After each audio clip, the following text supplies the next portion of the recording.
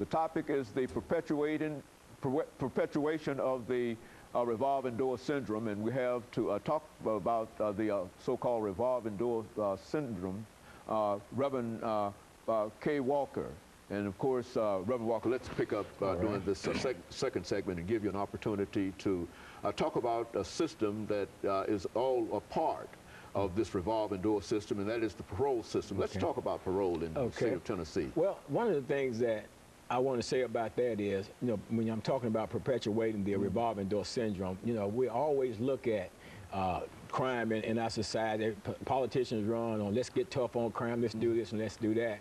But I don't believe people really look at Dr. Haney, why do we have this revolving door syndrome? Why is the recidivism rates the way that they are? And why is the truth not being told concerning the recidivism rate when in reality, the most people that do in actuality reoffend and come back into the prison, over 50% of those people are go back on technical violation. That means they don't go back with new charges. They go back because they failed to meet up with some of the conditions of their parole. And what I'm saying is this: when it comes to the that revolving door syndrome, I believe that the parole board plays a role in perpetuating that, in the sense that, first of all, on the back end, there's not adequate supervision or of the ex-offender when they come out. There are not enough things, or not enough programs that's out there to help. And then the programs that are out there to help, the parole boards are not working close enough in conjunction with those programs to make that transition from the inmate to into society a successful one. And then on the other side, coming out the door when they meet the parole board. Now you take, for example, you take inmates, and Dr. Haney, I have sat on parole boards, man, for the last 10 years or so. Let me interrupt. But parole, when you talk about parole board, are we talking about several boards, or is that just one general board for the entire state of Tennessee? It's one board for the entire state for the state of Tennessee, and they go to the various institutions. I think it's a total of 7 parole board members. In most cases, they will send out a hearing officer who would hear the case and then make a recommendation as to whether they would recommend parole or deny parole. Then it'll go in for, they had to have at least, I think, 4 votes in order to come out or be declined. And what happens is, in the parole process, an individual will go in, and mind you, the purpose of incarceration is for punishment and rehabilitation. An individual will go before this parole board, and I think it's good to know, what their mindset is in regards to the crimes that they committed, bringing them into the system. But at the same time, if you take an individual that's been incarcerated on a charge for, he's been in there for 15 years. Okay, well, 15 years, that's punishment in prison. If you're in prison for 15 years, you're punished. Okay.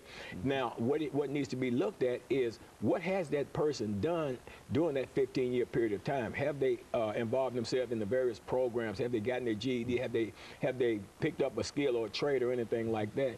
And why not look at that, what they've done while they're in there, to be a determinant factor as to whether or not this individual should be released? But more times than not, Dr. Haney, what's happening is, you got a parole board that's acting like they're the judges in there, and they're actually going in here pretty much retrying the charge. That's what it appears. And it's not their role. I don't know if it's an ego thing or what it is, but it's not their role to go in there and retry these people, and then a lot of them being turned down for parole who are eligible for, who are qualified. I mean, parole is a privilege. It is not a right. But privileges are something that you earn, and it should be based upon what you've done while you're going through your punishment for the crime you committed. And if you have proven yourself to be rehabilitated, then why not release? Well, what happens is, and what I mean by perpetuating the revolving door syndrome, is that the parole board is more likely than not to parole somebody with a bad negative institutional record than they will with somebody that has a good institutional record and has spent sufficient amount of time in the system. Now, I don't know what advantages them to do that. Well, that's what I was about to say. That's almost setting a person up to fail. Well, he's coming back. And Dr. Haney, I'm not just talking. I've sit on the parole board. I mean, I sit on the parole board with a guy, and this guy actually sit there. And if I had been a parole hearing officer, I would have denied him. Because he sit there and talked to himself out of parole, and they paroled him anyway. And he got out, and he wasn't out hardly no time before he reoffended. He came back with a new charge. You know what I'm saying? But they paroled him. They knew they knew this guy wasn't going to go out there in society and act right, but they sent him anyway. But then you take, for example, I recently went to the parole board with a guy, been incarcerated for 5 years now. I mean, we went up earlier part of the year, and they said, okay, we got to get some stuff worked out on your cases. There's a conflict with the charges on your sentences. So that got worked out, went back to parole board about 3 months later, and then they both hearing officers recommended him the first time, recommended him this time, and then when the case found a vote, they turned him down. But now this guy, he's sufficiently served his time in terms of the punishment phase. He has been rehabilitated. He's been in the program. He don't have the write-ups and all that stuff like that. But then they put him off for a year. Why? Because they know he's not coming back.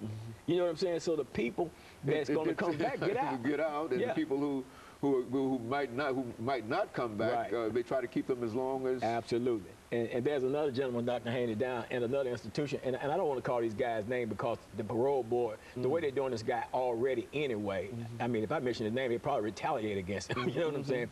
But anyway, this man's been locked about 34 years. I mean, out of 34 years, this man only had about 4 write-ups, and they're minor write-ups. I mean, he's completed all kind of programs, even started an organization to help other inmates while he was in there. I mean, the whole night, 34 years, sufficient. That's punishment, man. He's been punished. 34 years in prison, he's punished. But in that 34-year period of time, he has rehabilitated himself. I mean, go to the parole board, man. He got all the, correctional officers coming out in support. Man, had a psychologist, had a psychological evaluation, and not only did he send the paperwork, but he was up there himself with the paperwork talking about it, and they still let this man decline this man. But people with similar charges that had bad institutional record, that even had attempted assaults against correctional officers, had been paroled, spending less time than this guy in prison, man. It don't make sense. Did they give any kind of justification, or any kind of reason why they did not wish to allow him to? The old catch-all phrase, Dr. Haney, seriousness of offense. Man, Dr. Haney, that's pure garbage. Because I'm going to tell you why. Because if my crime was serious enough to get me locked up, you know what I'm saying? It's going to always be serious. When I die, it's going to be serious. It's always a serious question. Just the very fact that you've committed a crime is a serious offense. Okay, well, and so we're getting ready for our second commercial break here, and then we'll give you an opportunity to further develop some of those ideas in reference to this system. But it does appear that the parole board has a tremendous amount of power, but it does not seem as if they're willing to work with individuals to allow them the opportunity and the privilege to take advantage. And of course, we'll be back with our audience following this very, very short commercial break.